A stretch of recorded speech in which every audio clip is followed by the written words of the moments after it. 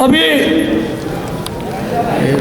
प्रयास है इस देश में आर्थिक स्थितियों को लेकर के, जैसे पहले वर्ल्ड बैंक, IMF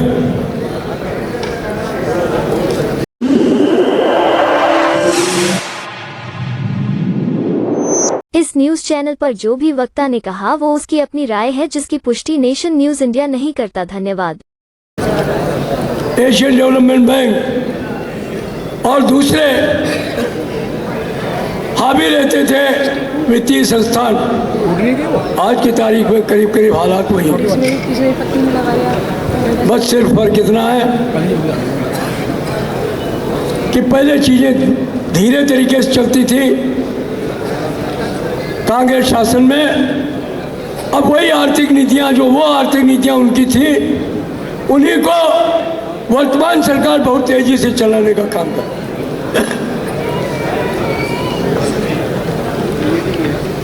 दोनों की आर्थिक नीतियां एक ही हैं।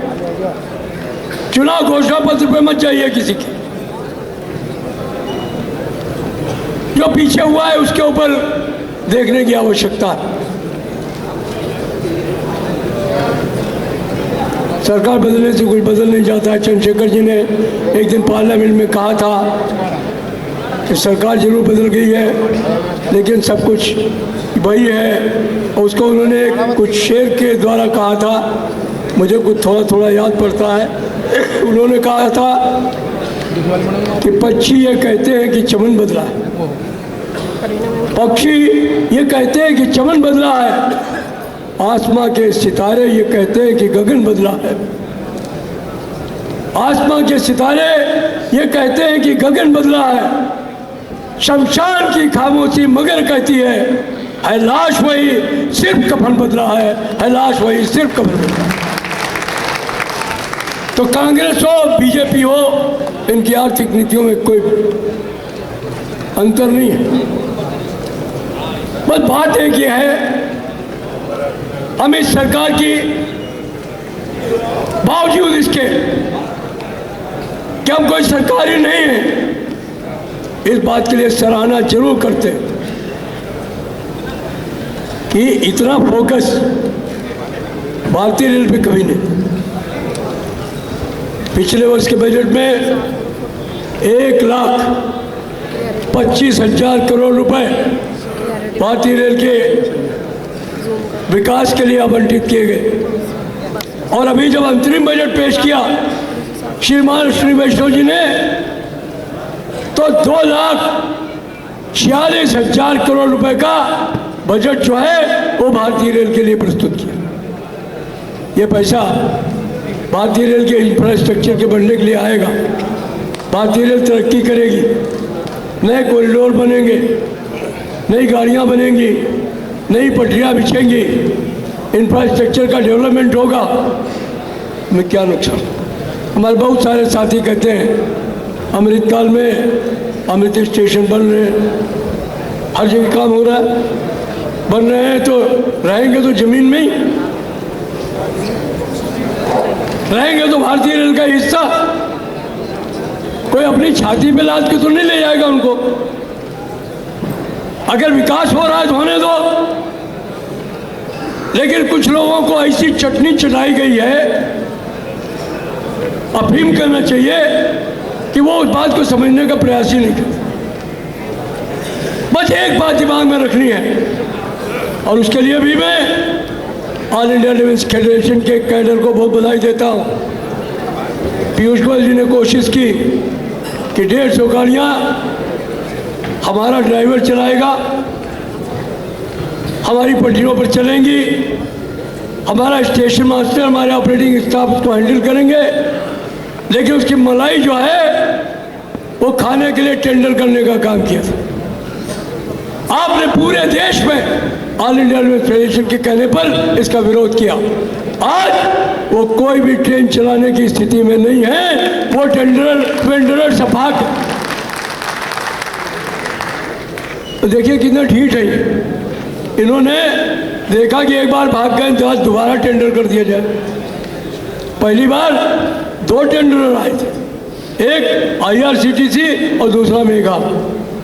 जब दोबारा किया तो मेगा भी भाग गया, अकेले IRCTC रह गया, सिंगल टेंडर था, खारिज हो गया। ये क्यों भागे? आपकी ताकत से भागे। आपने धमकी दी कि अच्छा चला के दिखाओ रे। मैंने कहा उनसे, हमने कहा हमें कोई प्रॉब्लम नहीं है, हम कंपटीशन से डरने वाले लोग नहीं हैं, लेकिन इनसे कहिए ये अपनी पट्टी बिछाएं, अपने डिब्बे लाए, अपना पैराफिन इंडिया क्रिएट करें। यह नहीं चल सकता है कि सारा कुछ हमारा, खाली मलाई उनके खाते में जाए, यह नहीं हो सकता। यही कोशिश अभी ट्रेन सेट बनाने के मामले में हमारे ICF में होने का काम हुआ, इंटीग्रल कोच फैक्ट्री में। मैं बधाई देना चाहता हूं अपने ICF लेबर यूनियन के साथियों को, मोहनदास एंड हिज टीम को। पूरी ताकत से उन्होंने उसका मुकाबला करने का काम किया। और हम लोगों ने यहाँ जब मंत्री से बात की कि हम हर चीज़ बर्दाश्त कर सकते हैं, लेकिन अपने कारखाने में, अपने प्रोडक्शन यूनिट में हमारे अपने आदमियों को लेकर के, हमारे अपने स्टाफ और मशीन को लेकर के कोई भी उद्योगपति आकर के अपना प्रोडक्शन करेगा, ये ऑल इंडिया लेबर फेडरेशन बर्दाश्त करने वाला नहीं है। ये आपको साफ समझ लेना चाहिए। और मुझे खुशी है कि अश्विनी वैष्णव ने सिर्फ बात को गंभीरता से लिया ही नहीं, मेरे सामने ICF के जनरल मैनेजर को फ़ोन किया कि शिव गोपाल जी मेरे सामने हैं, ये बहुत गुस्से में है, ये कहते हैं कि ये नहीं बर्दाश्त करेंगे। मैंने फैसला कर लिया है कि ICF में कोई भी बाहर वाला आदमी काम नहीं करेगा, ICF के लोग ही वहाँ पर वंदे भारत बनाएंगे, वहाँ पर ट्रेन सेट बनाएंगे।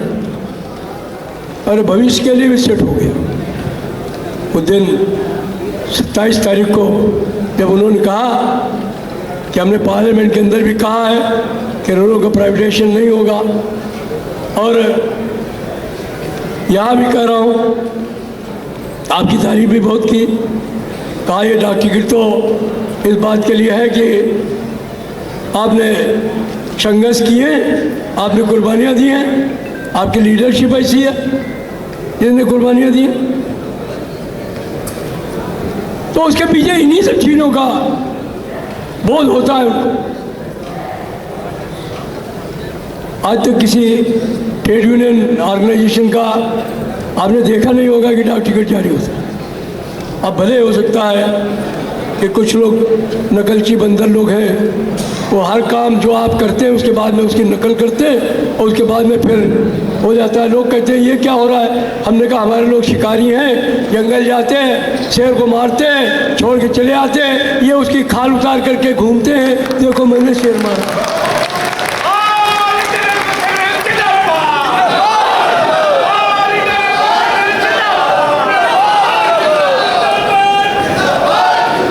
ये चूहा तो मार नहीं सकते, ये चूहा नहीं मार सकते।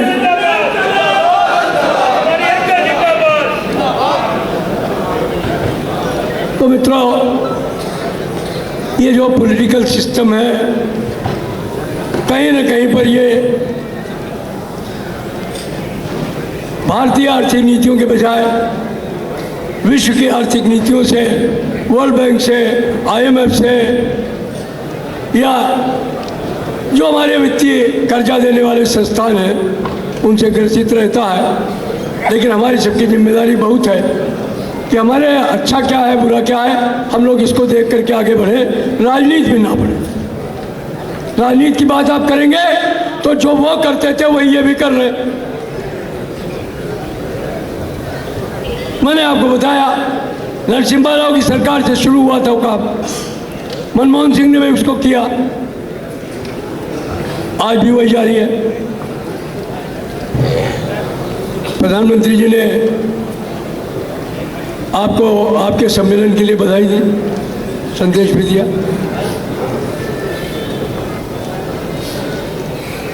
अभी हम लोग उनसे मिलने वाले हैं चुनाव खत्म होने के बाद, और सिर्फ एक ही सवाल लेकर के मिलने वाले।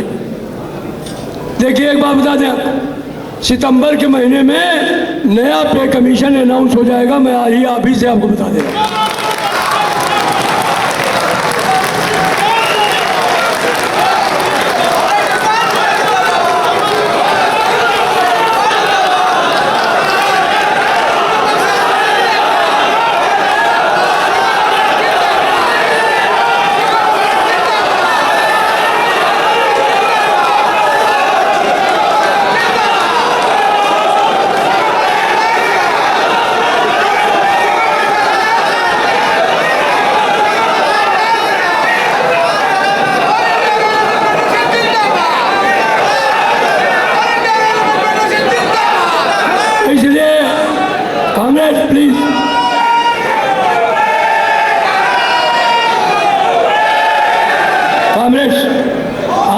की चिंता करने की आवश्यकता नहीं है कि ये सरकार पे कमीशन नहीं बैठाएगी, ये सरकार आपको कुछ देगी नहीं, ये सरकार आपके अलाउंसेस नहीं बढ़ाएगी। कोई सरकार नहीं बढ़ाती है, कोई सरकार नहीं देती है। मैं आपको दावे के साथ कह सकता हूँ, जब भी मिला है आपकी ताकत के बूते पर मिला है, आगे जो मिलेगा वो भी आपकी ताकत के बूते पर।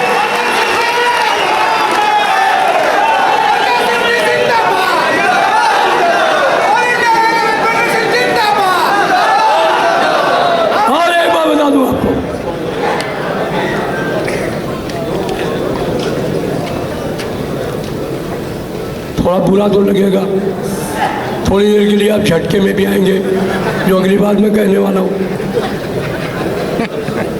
लेकिन हमेशा अगर आपको मिठाई खिलाता रहूँगा तो फिर कड़वे का पता कैसे चलेगा। वो ये है कि पुरानी पेंशन बहाल होने वाली नहीं है। कुछ झटका लगा, लेकिन आगे वाली बात सुनिए। मैं दावे के साथ कर रहा हूं, 2 महीने के बाद नई पेंशन सिस्टम का पूरा ढांचा बदल दिया जाए।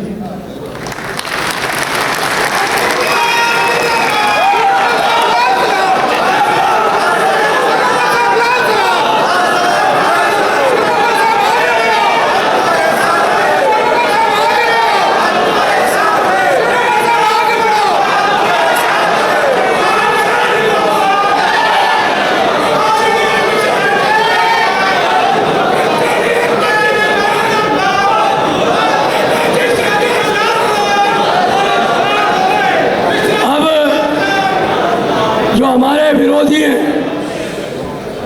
जो आपको कुछ दिलवा नहीं सकते, जब यह स्थिति आएगी तो हमारे आलोचक मुखर होकर के कहेंगे कि लीजिए, आपको पुरानी पेंशन बहाल कराने की बात करते थे, आधी पेंशन पे मान गए। जो तनख्वाह मिल रही है उसका आधा पैसा मिल जाए, इसी पे मान गए।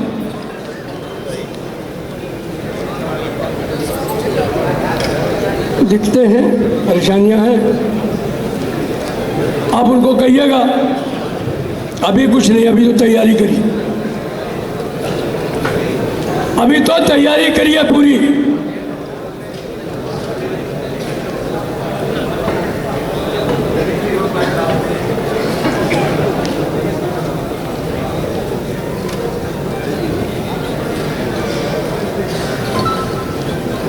तो इनको अभी जो मीटिंगें हुई हैं उनमें कुल लबोलवाब ये निकल करके आया है कि जो आपने मांग रखी है कि आपके लिए केंद्रीय कर्मचारियों को, राज्य कर्मचारियों को, शिक्षकों को जिस समय रिटायरमेंट हो, जो तनख्वाह मिल रही हो उसका आधा पैसा उनको पेंशन के रूप में मिलना चाहिए। इस पर हम पूरे पॉजिटिव तरीके से विचार कर रहे हैं। ये बात उन्होंने कहने की बात कही।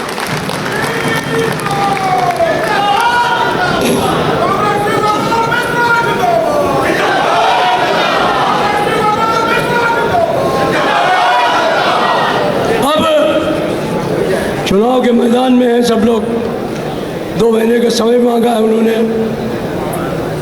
हमने कहा है, सारे साथियों ने मिलकर कि 2 महीने समय दे रहे हैं, लेकिन 2 महीने में खामोशी से नहीं बैठना, खामोश होकर नहीं बैठना है। खामोश मिजाजी तुम्हें जीने नहीं देगी। इस दौर में रहना है तो कोहराम मचा दो, इस दौर में रहना है तो कोहराम मचा दो।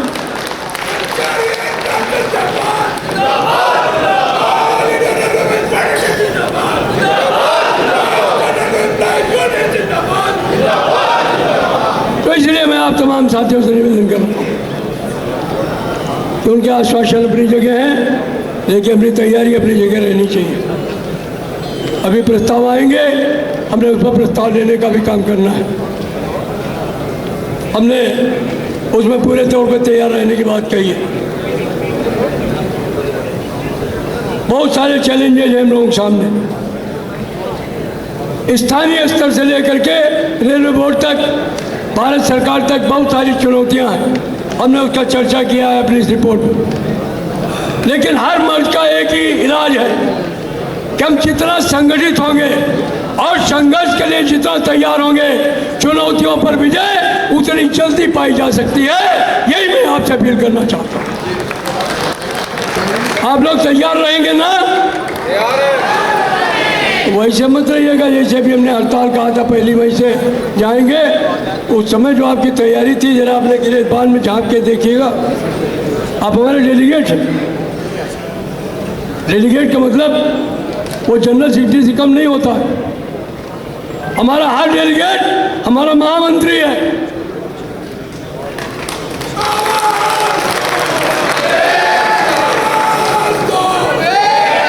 आपके बूते पर, आपके पैरों की स्ट्रेंथ पे, आपके हौसले पर मैं भारत सरकार से, रेल मंत्रालय से लड़ने का काम करता हूं। आपकी कितनी वैल्यू है वो आप समझ सकते हैं। आप नहीं हो तो हम लोग कहाँ हैं? हम लोग हवा में चले जाएंगे। अगर हमको जमीन पे कोई रखने का काम कर रहा है तो ये जो सामने साथी बैठे हुए हैं वही साथी है। मैं आपको लाल सलाम कहता हूँ, आप अपनी ताकत को बनाएं। तो इसलिए थोड़ा सा इसकी मीमांसा करिएगा। हमने चौक में आके कहीं तो दिया था 1 मई से हड़ताल पे जाएंगे, लेकिन आपकी तैयारी कितनी थी जरा इसकी भी पूरी मीमांसा कर लीजिएगा अपनी शाखा में बैठ कर। हमने तो करी लेकिन यहाँ कह नहीं सकते। कोई ज़रूरत पड़ेगी तो शाखाओं में आके जरूर बात करूँगा। सवेरे उठ के मैं तो आईना देखता हूँ, आप लोग देखते हैं कि नहीं देखते मुझे नहीं मालूम। उसमें मेरी सूरत कैसी है वो नज़र आ जाता है। लेकिन अगर आप उसमें अपनी सूरत देख करके सिर्फ खुश हो लेते हैं तो ठीक है। काइंडली जाइए लोगों के बीच में। नए बच्चे आ गए, नए तरीके की सोच है उनकी। मेरे को फ़ोन करते हैं कि अंकल हड़ताल कराने के लिए तो कह रहे हो, आपके लिए हम जान भी देने के लिए तैयार हैं। लेकिन जिस दिन भर्ती हुआ था उसके तीसरे महीने में हमने कार खरीद ली थी, मकान के लिए एडवांस ले लिया था। EMI होती है, क्या होती है वो जो किस्त होती है, वो देने के बाद में मुश्किल से 1/4 पैसा बचता है। अगर ये हकीकत है तो फिर बड़ी मुसीबत है। अगर ये हकीकत है वास्तव में तो बड़ी मुसीबत है। वो पूछते हैं तो किस्तें कैसे भरूं? उनको समझाता हूँ कि सब इकट्ठा होकर के लड़ोगे तो निश्चित तौर पर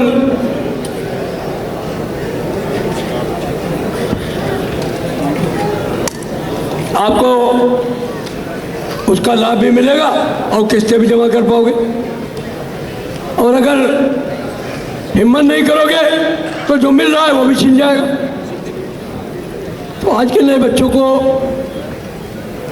थोड़ा सा प्रोटेक्शन ज़्यादा चाहिए और वो प्रोटेक्शन देने का काम करना पड़ेगा। लड़ाई हो तो मुकम्मल लड़ाई हो और दूसरे लोगों में भरोसा मत करिएगा। जो दूसरे साथी हमारे साथ हैं, हमने एकता के लिए उनको इकट्ठा किया है।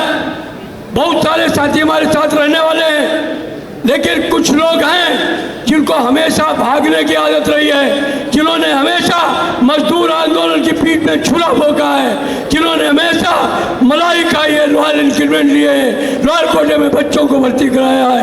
आने वाले समय में हड़ताल में आपके साथ होंगे, इस पर कभी भरोसा मत करिए।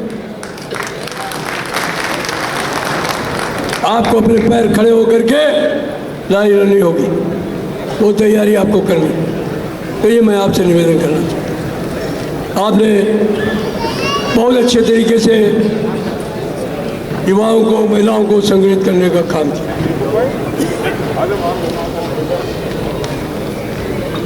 विजय शर्मा जी, आपका बहुत स्वागत है।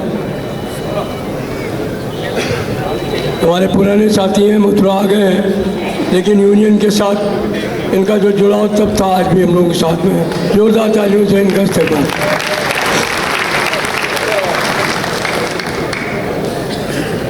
वेस्टर्न रेलवे एम्प्लॉयज यूनियन के एक ज़माने तक अलग जगाने का काम किया।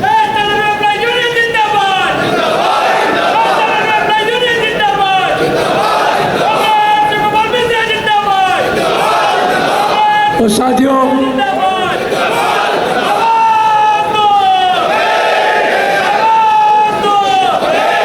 आइए प्लीज,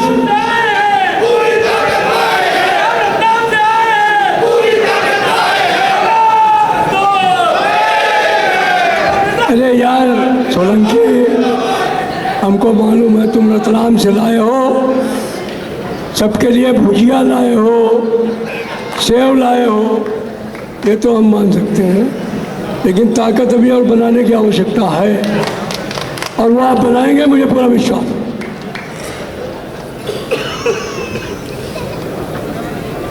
हमने कहा कि ब्रांच के लेवल से लेकर के एपेक्स लेवल तक युवाओं को संगठित करने का काम किया जाए। आपने किया भी है, लेकिन कहीं कहीं पर अभी भी कमियां हैं, उनको थोड़ा ठीक करने की जरूरत है। हम लोगों ने देखा कि कोरोना की बीमारी के बाद आफ्टर कोविड, वैसे तो रेल वालों का काम करते करते वैसे ही थोड़ा बहुत हिल जाता है, हिलता ही नहीं हिलता, यार बोलते नहीं हो, और जो यूनियन करते हैं उनका थोड़ा ज़्यादा हिला रहता है। एक आध लोगों का पूरा हिला हुआ है, देखिए आप ही के पड़ोस में बैठे हुए हैं, नाम नहीं लूँगा नहीं तो गुस्सा हो जाएंगे। हाँ, आपके पड़ोसी पूरा हिला, लेकिन मैंने देखा कि घरों में भी लोग परेशान, तो इसलिए वेलबींग का प्रोग्राम शुरू किया, बहुत अच्छे तरीके से लोगों ने लिया। अभी उसको ट्रेड यूनियन एजुकेशन का एक पार्ट बना, दिव्या, कोना विष्णु, प्रवीणा जी काफ़ी मदद की उसमें, और तमाम जगह पर लोगों ने जुड़ने का काम किया। अमृत होगा यहाँ कहीं, उसने बहुत अच्छा काम किया। हर्षा सेल्के होगी, इतना बढ़िया काम किया। नमिता है, बहुत अच्छा काम किया। किसी का नाम लूँगा, किसी का छूट जाएगा, लोग कहेंगे लेगा हमारा नाम। मेरी एक ही विनती है, ये वेलबींग के प्रोग्राम को गंभीरता से लीजिए। अगर किसी के मन में डिप्रेशन है, तनाव है, आपने उसका तनाव दूर कर दिया, तो मैं समझता हूँ कि इससे अच्छा पुण्य कुछ नहीं हो सकता दुनिया में। कोशिश करिए कि आप भी चैन से रहें, आपका पड़ोसी भी चैन से। तो ये जो हमारे फर्स्ट रिस्पॉन्डर्स हैं, अभी उनकी मैं बहुत जल्दी फिर मीटिंग बुलाने वाला हूँ, सारे अपने जनरल सेक्रेटरी के साथ बैठ करके चर्चा करने वाला हूँ, और इस प्रोग्राम को और तेजी से लॉन्च करने की आवश्यकता है। मुझे पूरी उम्मीद है आप ऐसा करेंगे।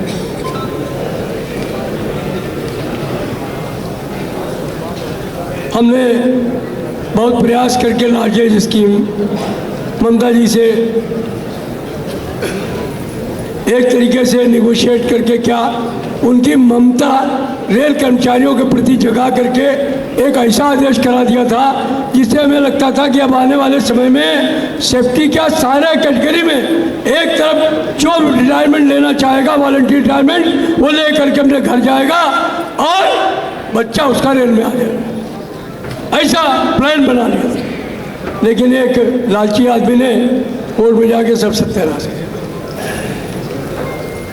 अभी प्रयास कर रहे हैं उसके लिए, हमने उस पर भी जिक्र किया।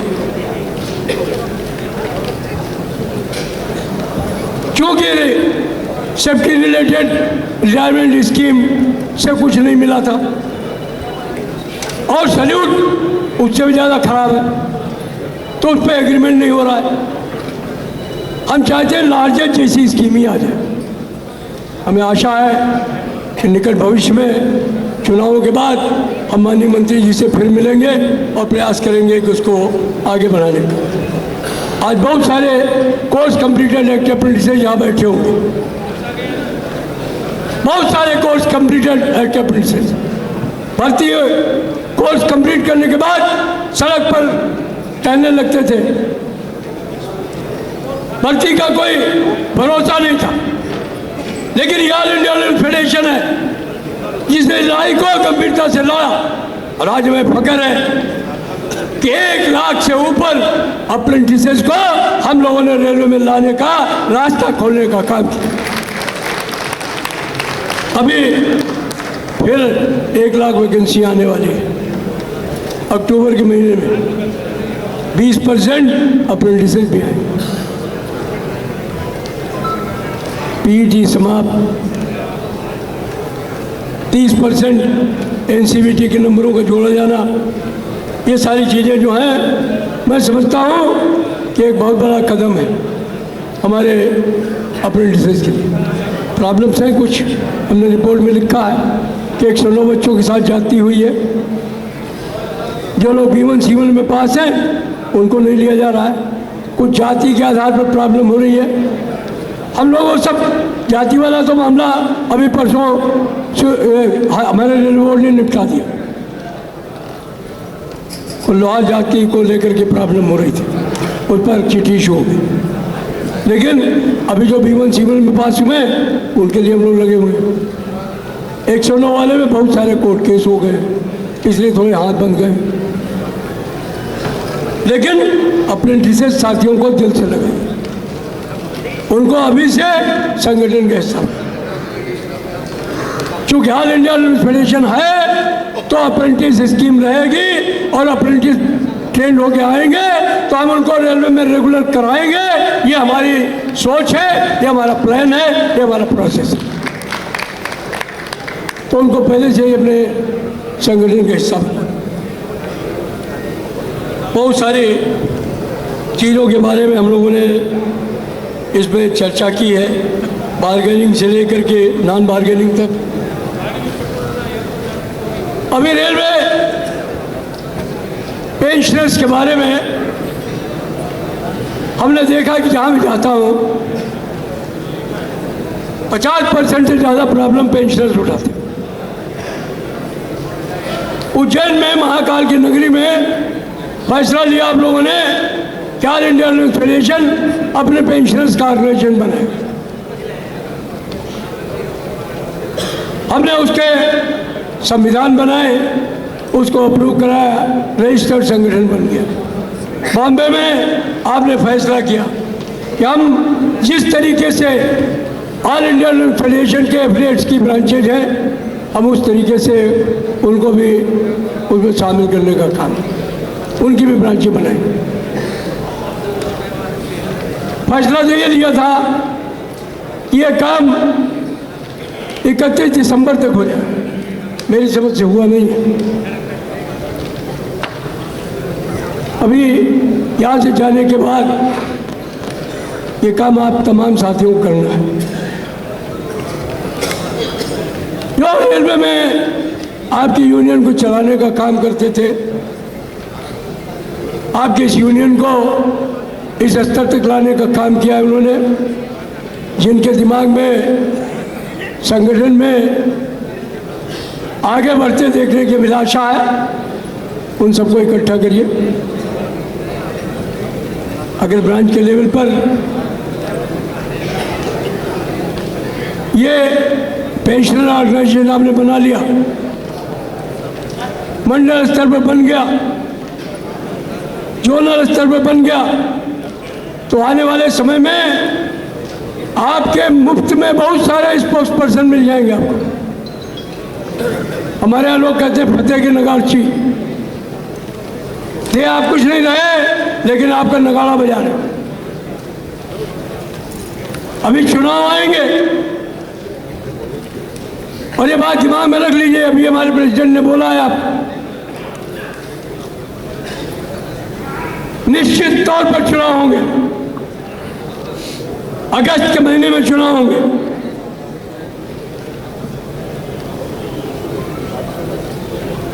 यहां से जाने के बाद बैठने का मौका नहीं है, अभी से मैपिंग करनी होगी, एबीसी की लिस्ट रिवाइज करनी होगी।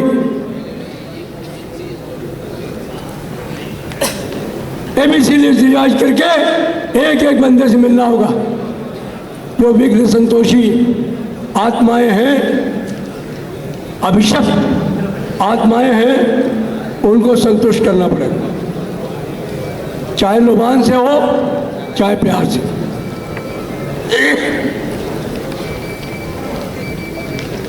जोड़ने का काम, तोड़ने का काम नहीं करना। जो रूठे हैं उनको मनाना पड़ेगा।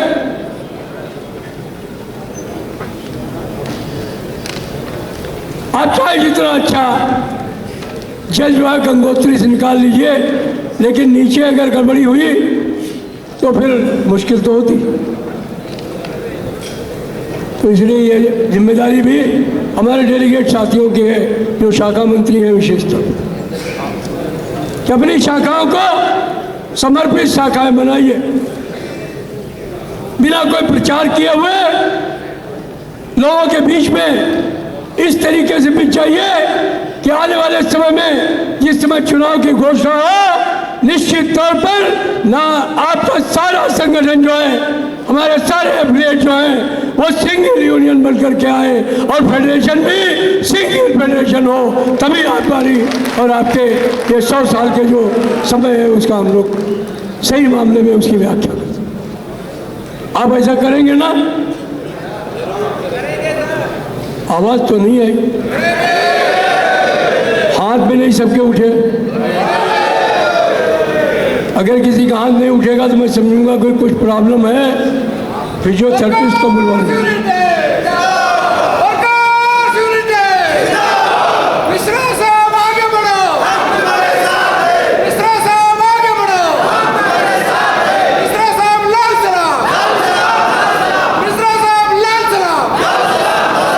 और यही नहीं, मैं एक बात और कहना चाहता हूँ,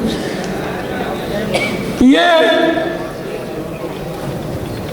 चुनावी नारा नहीं है।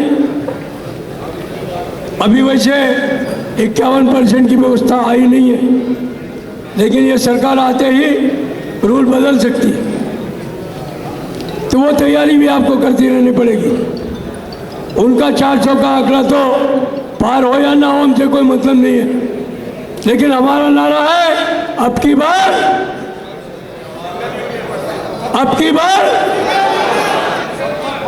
बहुत कम लोगों को पता है, अब की बार 70 पार,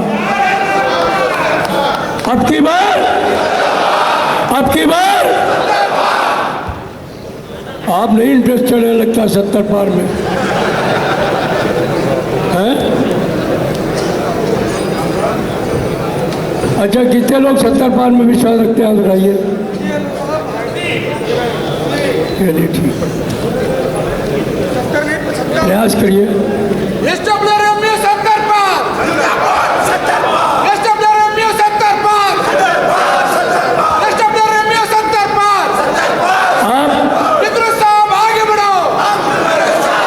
आपके यहाँ आपकी यूनियन तो वैसे भी सिंगल यूनियन, हमारी 5 यूनियन सिंगल यूनियन, कई कुछ थोड़े वोट से रह गई थी। नेशनल मजदूर यूनियन तो बिल्कुल होते होते लास्ट राउंड में फोटो फिनिश में जो है वो रह गई। पाठशाली जी की यूनियन का भी वही हाल था। इसमें कोशिश आप लोग मेंबरशिप पे ध्यान नहीं देते। 70% मेंबरशिप भी तो करनी होगी, अगर 70% की बात आप करते हैं, 70 पार का नारा लगाते हैं, तो फिर 70% मेंबरशिप भी तो होनी चाहिए या नहीं होनी चाहिए? कई जगह 80% मेंबरशिप है, कारखानों में 85% मेंबरशिप, लेकिन कई ब्रांचेज हैं जहाँ 40% मेंबरशिप। 70 पार करेंगे कैसे? कृपा करके इस तरफ भी ध्यान दें। आज ये कहने का वक्त नहीं है, हमने कहा था कि हमारा 1.25 साल है, हर आदमी के पास जाइए, ये कूपन दीजिए, अपने प्रेरणा स्रोतों को याद कराइए। आज कुछ साथियों को प्रेरणा सूत्र याद आ रहे हैं, अच्छी बात है। लेकिन हमने काम नहीं किया। बहुत कम जोन्स हैं जिन्होंने 100% एक एक इंडिविजुअल से कलेक्शन किया। आप कर लेते तो हम लोगों को तो कोई प्रॉब्लम थी नहीं। हमने बाद में आपसे कह दिया 50% दे दीजिए, उस समय भी कह देते, वो 50% तो आप ही के पास रहने वाला था। बहुत सारे जोन से इनका 50% भी आंकड़ा नहीं छोड़ा। बाद में बात करो। तो ये कुछ परिस्थितियां हैं संगठन में। हमेशा कुछ तापमान देखते रहना चाहिए, लिटमस टेस्ट होना रहना चाहिए। बहुत अच्छा काम कर रही है हमारी कुछ जोने। हर काम को आगे बढ़ाने का मौका है। हमारी नॉर्दर्न यूनियन भी थोड़ा बहुत कहीं कहीं पे जरूर लटक झटक लगती है, लेकिन प्रयास कर रही है। नेशनल मजदूर यूनियन भी है, अपना काम कर रही है। WCR है, अच्छा काम कर रही है। WRMO सिंगल यूनियन है, ECR के वो सिंगल यूनियन है, लेकिन चंदा वसूलने में बोले कमजोर। और एक बात बताएं आपको, ये आपकी मांगने की आदत नहीं है। हर महीने रेल कर्मचारी चंदा देता है। आपका चंदा, दूसरी यूनियन का चंदा, एसोसिएशन का चंदा, रिटायरमेंट का चंदा, दशहरा का चंदा, सम्मेलन का चंदा, कभी कभी तो बंदर मर जाता है उसका भी चंदा करता है। उसको देने में दिक्कत नहीं, आपको मांगने में लेने में दिक्कत। तो आप आर्थिक रूप से मजबूत नहीं होंगे। बहुत सारी यूनियनें थी जो अभी तक 100 रुपये ही लेती थी। बड़ी क्रांतिकारी यूनियन है हमारी इस टनल में, मेंस यूनियन। किसी जमाने में हम लोग भी उनका एक हिस्सा रहे। अमित बाबू, अमित भाई, अमित भाई यार पानी पी रही है। मैं आपके सम्मान में कुछ करना चाहता था, आप पानी नहीं पी रहे। इतनी क्रांतिकारी यूनियन है और सबसे पुरानी यूनियन है। हम भी इसका एक हिस्सा थे। फेडरेशन का 100 साल हुआ है, इनके 102 साल हो चुके हैं। वेस्टर्न रेलवे एम्प्लॉय यूनियन का 103 साल हो चुके।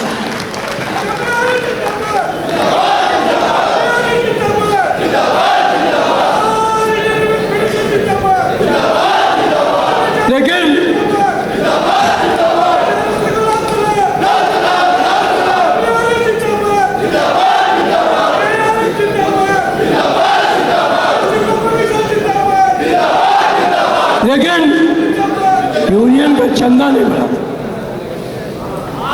जो मिल जाता है उसी में काम। अरे अब नया युग है, नए बच्चे हैं, इनसे बात करिए, समाज स्थापित करिए। और ये जो 200 रुपये है इसको कम से कम 500 कर दीजिए। अब की बार AGM करिएगा, मुझे बुलाइएगा, मैं दावे के साथ कहता हूँ मैं 500 करा के आऊँगा। अब ऐसा न करिएगा कि हमको बुलाओ ही नहीं बुलाओगे तो मैं अपने आप चलाऊंगा।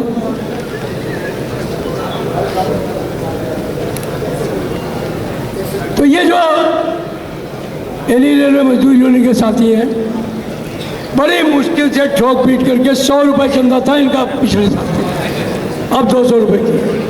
कैसे चलेगी?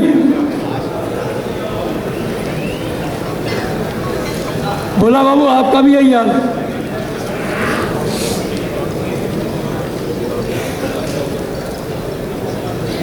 यूनियन को आर्थिक रूप से मजबूत करना बहुत जरूरी है। तो इसलिए अपना चंदा बढ़ाइए। हमारे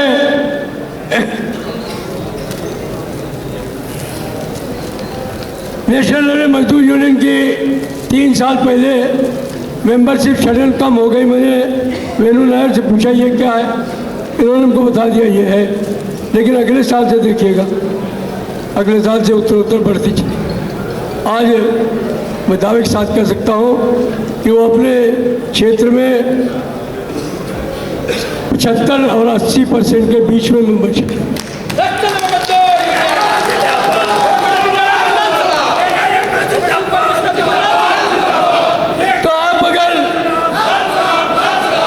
70%।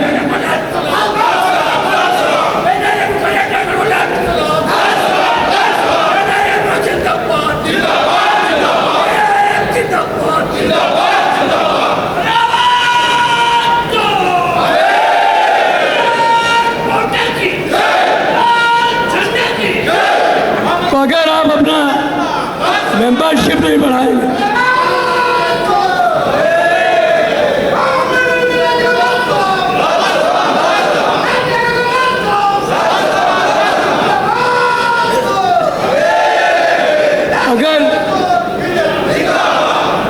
अगर आप अपना सदस्यता नहीं बढ़ाएंगे, फिर हम 70% का आंकड़ा कैसे पाएंगे? तो मित्रों तैयार हो जाइए, रणभेरी बच चुकी है, चुनाव आने में देर नहीं लगेगी। यहाँ से जाने के बाद सारी ताकत चुनाव पर लगा दें। पूरी कोशिश करनी है कि जिस तरीके से झंडे को आपने बुलंदी पर रखा है 2007 में, 2013 में, 2024 में, हम उससे भी ऊंचा इसको फहराने का काम करें। यह संकल्प यहाँ से लेकर के जाने का काम करना। बाकी आप लोग ने इतना अच्छा काम किया है कि जिसकी मैं जितनी सराहना करूं कम में मैंने अपनी रिपोर्ट में पूछा। अभी क्योंकि समय बहुत कम है, बहुत सारे कार्यक्रम हैं, आज चुनाव भी है। मेरी तो इच्छा है कि जिन लोगों ने काम किया है, हमारे तमाम साथियों ने, वो दोबारा फिर मैदान में आवे और पुराने लोगों ने बहुत बेहतर काम किया, वो चाहे फेडरेशन के पदाधिकारी हो, जोनल सेक्रेटरी हो, वर्किंग कमेटी के मेंबर हो, मैं एक एक आदमी का आकलन करके बता सकता। But we had been a united front. सब लोग एक टीम के रूम में काम करने का काम, अकेला एक आदमी कुछ भी नहीं। मैं चाहता हूँ ये टीम भावना भविष्य में भी बनी रहे और हम सब मिलकर के ऑल इंडिया फेडरेशन को आने वाले 100 साल के लिए उसी तरीके से ले जाए जैसे हमारे प्रेरणा स्रोत हमको दे करके गए थे। इन्हीं शब्दों के साथ मैं अपनी रिपोर्ट आपको पेश करता हूँ।